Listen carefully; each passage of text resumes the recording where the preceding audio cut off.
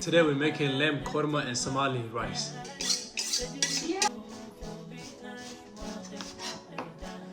Let's start with frying our onion.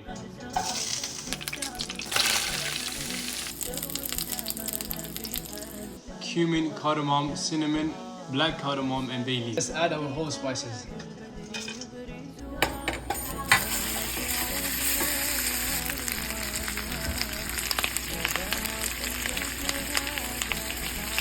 Add some yogurt.